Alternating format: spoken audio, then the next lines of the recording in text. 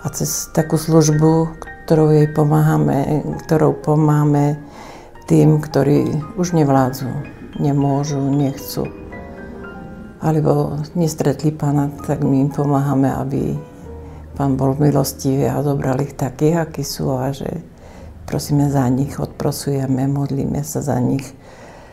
No a mám v srdci takú milosť, že môžem sa prihovárať a že vyprosujem milosti, ktoré sú veľmi potrebné na ten prechod.